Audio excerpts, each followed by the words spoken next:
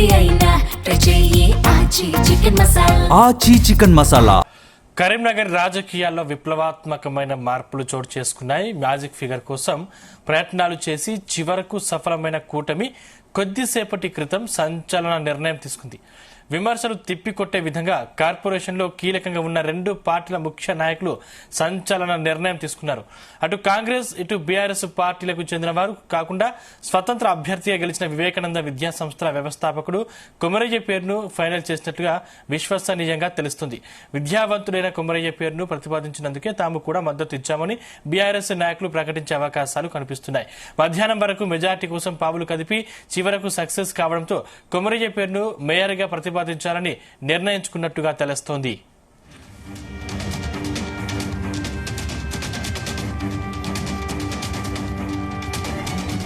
ఇదే అంశానికి సంబంధించిన మరిన్ని డీటెయిల్స్ మా ప్రతినిధి గోపికృష్ణ అందిస్తారు. గోపికృష్ణ. సందీప్, అయితే కరీంనగర్ మేయర్ స్థానం అయితే కొలిక్కి వచ్చినట్టు కూడా తెలుస్తుంది. ఇటు బీఆర్ఎస్, కాంగ్రెస్, ఎంఐఎం తో పాటు ఇండిపెండెంట్లు కలిసి అయితే ఈ కూటమికి సంబంధించి మేయర్ అభ్యర్థిని అయితే దాదాపు అనౌన్స్ చేసినట్టు అధికారికంగా అయితే ప్రకటించకున్నప్పటికీ కూడా ఒక స్వతంత్ర అభ్యర్థిని అయితే పరిగణనలోకి తీసుకొని కూటమి అభ్యర్థిగా బరిలో దింపాలని చెప్పేసి కూడా అనుకున్నట్టు కూడా మనకు తెలుస్తుంది. ఇటు కరీంనగర్ రాజకీయాల్లో అయితే రోజుకు దాదాపు ఎప్పటికప్పుడు కూడా రాజకీయ సమీకరణాలు అయితే మారుతున్న పరిస్థితి కనిపిస్తుంది. 66 డివిజన్లకు సంబంధించి కూడా ఇటు బీజేపీ మేయర్ పీఠం చేజిక్కించుకుంటున్న సమయంలో ఒక్కసారిగా కాంగ్రెస్ కూడా మేము ఉన్నాము రేస్ లో అంటూ కూడా ముందుకు వచ్చింది. ఈ క్రమంలో కూడా ఇటు బీజేపీని మేయర్ సీటు కాకుండా కూడా ఇటు బీఆర్ఎస్ తో పాటు కాంగ్రెస్ ఇటు రెబల్స్ కూడా ఏకమయ్యారని చెప్పేసి కూడా మనకు స్పష్టంగా కనిపిస్తుంది. ఇటు దాదాపు కాంగ్రెస్ తో సంబంధించి 14 మంది, ఎంఐఎం 3తో పాటు ఇండిపెండెంట్లు కూడా కలిసి కూడా ఇటు దీన్ని ఎంఐఎం తో కలిసి అయితే ఫామ్ చేద్దామని చెప్పేసి కూడా అనుకున్న నేపథ్యంలో కాంగ్రెస్, బీఆర్ఎస్ ఇద్దరు మేయర్ అభ్యర్థులు ఇరు పార్టీలకు కాకుండా ఇండిపెండెంట్ అభ్యర్థిగా ఇటు పోటీ చేసి గెలిచిన వివేకానంద విద్యా సంస్థల వ్యవస్థాపకుడైన కొమరయ్య పేరునైతే ఫైనల్ గా చేసినట్టు కూడా విశ్వసనీయంగానైతే మనకు సమాచారం అయితే అందింది. ఇది ఇతని పేరు అధికారికంగా ప్రకటించినప్పటికీ కూడా ఇటు బీఆర్ఎస్ అయితే ఇటు కొమరయ్య స్వతంత్ర అభ్యర్థిగా ఉన్న పరిస్థితుల్లో అతన్ని మేయర్ చేస్తారంటేనే బీఆర్ఎస్ అయితే మద్దతు తెలుపుతుందని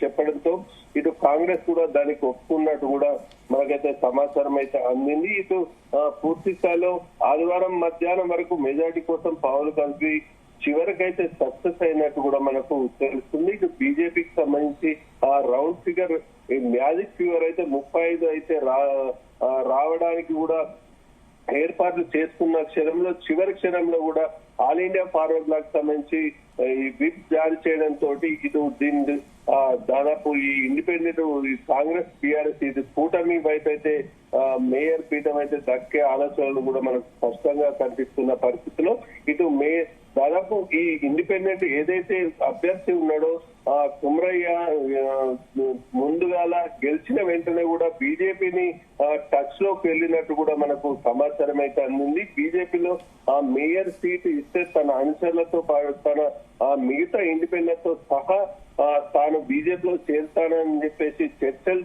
జరిపిన పరిస్థితిలో విఫలం కావడంతో ఇతను ప్రతిపక్షాల వైపు మళ్ళినట్టు కూడా మనకైతే సమాచారం అయితే అందింది. దీన్ని ప్రతిపక్షాలు కూడా క్యాచ్ చేసుకుని ఎట్టగల కరీంనగర్ గడ్డపై ఇటు బండి సంజయ్ మొదటి నుంచి కూడా బీజేపీ జెండా ఎగరేస్తానని చెప్పేసి చెప్పడంతో ఇటు ప్రతిపక్షాలు కూడా ఏకమై బండి సంజయ్ కి ధీటుగా కూడా లాబింగ్ చేసి కూడా ఇటు సక్సెస్ అయ్యారని చెప్పేసి కూడా మనకు తెలుస్తుంది. దీంట్లో భాగంగానే ఇటు కాంగ్రెస్, బీఆర్ఎస్ రాష్ట్రంలో పడకపోయినప్పటికీ ప్రతిపక్ష ఉన్నప్పటికీ కూడా కరీంనగర్ లో మాత్రం ఇటు ఎవరి పక్షాన కాకుండా ఇండిపెండెంట్ వైపు మొగ్గు చూపడంతో వీళ్ళు ముగ్గురు ఇటు కాంగ్రెస్ తో పాటు బీఆర్ఎస్, ఎంఐఎం కూడా ఒకటే అని చెప్పేసి కూడా మనకైతే తెలుస్తుంది. బీజేపీ పరిస్థితి ఏంటి ఇప్పుడు ప్రజెంట్ అక్కడ?